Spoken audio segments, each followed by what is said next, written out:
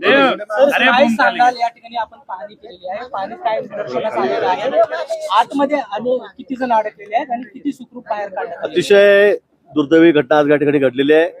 अतिवृष्टीमुळे गेल्या जवळपास 30-35 तासामध्ये जो 600 मिलीमीटर पाऊस बराची माहिती मिळाली त्या ठिकाणी झालेला आहे. आणि त्यामुळे कधी अपेक्षाही केली नसेल आपण, म्हणजे विचारही मनात आला नसेल अशा पद्धतीने या कचरा डेपोमध्ये सगळं पाणी शिरलं आणि त्यामुळे तो सगळा कचरा वाहून आला आणि एवढी मोठी इमारत पत्त्यासारखी त्या ठिकाणी खाली पडलेली आहे.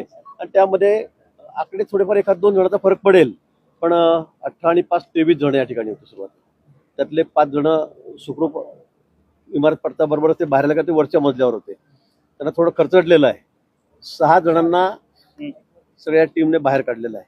या ठिकाणी NDRF आहे, या ठिकाणी फायर ब्रिगेडचे सगळे जवान अविरत मेहनत करत आहेत, SDRF आहे, या ठिकाणी सेनेच्या जवानांना या ठिकाणी बोलवलेलं आहे. सगळं युद्धपातळीवर काम चाललेलं आहे आणि त्यांनी 6 लोकांना बाहेर काढलं, म्हणजे 6 आणि 5 11 झाले 23 पैकी. आता 3 लोकांना फायर ब्रिगेडचे जवान आहेत, ते खाली जाऊन तिथे थोडं होल केलेलं आहे आणि त्यातून जाऊन त्यांचा संपर्क झाला. त्यांना चहा बिस्किटही त्या ठिकाणी देऊन आलेले आहेत, तिथपर्यंत हात पोहोचलेला आहे. ते बोलतायत पण त्यांना काढता येत नाही. काढता येत यासाठी की त्या ठिकाणी जो मलबा पडलेला आहे तो त्यांच्या पायावर आहे. बीम आहे तिथला या बांधकामाचा, बिल्डिंगचा, इमारतीचा, तो त्याच्या पायावर त्या ठिकाणी. त्यामुळे त्यांनी सांगितलं की आमचा पाय हलत नाहीये, पायाला खूप दुखतंय आणि म्हणून ते काढता येते त्या ठिकाणून.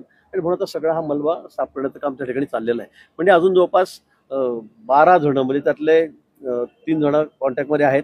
अजून खालून 3 ते 4 जण बोलतायत, आवाज त्यांचा येतोय, पण आपण अजून तिथपर्यंत आपण पोहोचलो नाही, म्हणजे आपल्याला ते दिसलेलं नाहीये. आणि म्हणून अशा पद्धतीने आता हे सगळं वॉर लेव्हलवर, युद्ध पातळीवर काम चाललेलं आहे. काही करून आता, कारण शेवटी तिथेही लिमिटेशन आहे, सगळ्या मशिनरी एकदम 5-7 लागू शकत नाही. 2 मशीनने काम चाललंय, हे झालं की दुसऱ्या येतात, असं आळीपाळीने काम त्या ठिकाणी चाललेलं आहे. पण 24 तास आम्ही या ठिकाणी काम करतो आहोत. सगळे महापालिका असेल, जे अधिकारी आहेत, कमिशनर आहेत, तिथे CP साहेब आहेत, सगळेच जण, आमचे आमदार या ठिकाणी आहेत दोघी, आणि सर्वच जण, महापौर या ठिकाणी आहेत, सगळे जण या ठिकाणी थांबलेले आहेत. पण शेवटी जागा कमी आहे आणि सावकाश काम करावं लागणार आहे. एखाद्या वेळेला JCB पोकलँडचा धक्का वगैरे लागला कुठे आणि इमारत पुन्हा खाली आली तर आतमध्ये आपल्याला एक माणसाचा जीव हा महत्वाचा आहे.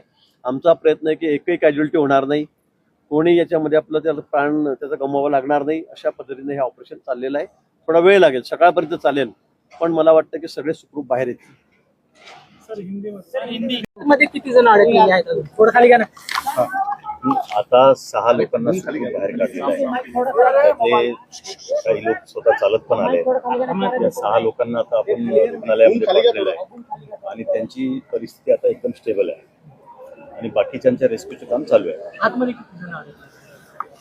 आतमध्ये आता साधारणतः एकूण 20 लोक होते. असे सुरुवातीला 4 लोक आले होते आणि 6 लोक आले. अजून एक 10 लोक असण्याची शक्यता आहे. त्यांच्या रेस्क्यू करण्यात चालू आहे. आता ते जसं मगाशी जसं स्लॅब तोडून ते आत गेले तसंच त्या पद्धतीनेच ते NDRFचे लोक आणि आपले लोक आत जात आहेत.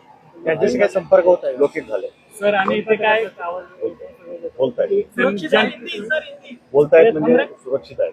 सर तुम्ही ज्यांना थांब ना, जर तुम्ही ज्यांना आता रेस्क्यू केलं त्यातले किती जण काही जखमी आहेत आणि त्यांची तब्येत कशी आहे? त्यांची सर्वांची 6 लोक जे रेस्क्यू केले त्यांची सर्वांची तब्येत एकदम स्टेबल आहे. भरपूर काही जखमा होत्या. त्यांना आता दोघांना 6 जणांना हॉस्पिटलला पाठवलेलं आहे, YCMला आणि खासगी हॉस्पिटल. सर, काय बोलणं झालं त्यांच्याशी?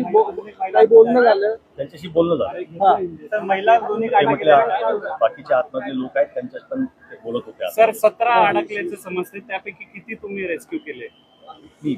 आपल्याला जो फिगर इथल्या लोकांनी सांगितलं त्याप्रमाणे 20 लोक आतमध्ये होते असं त्यापैकी 5 लोक आधी निघून आले होते. आता 6 लोक अजून रेस्क्यू केले.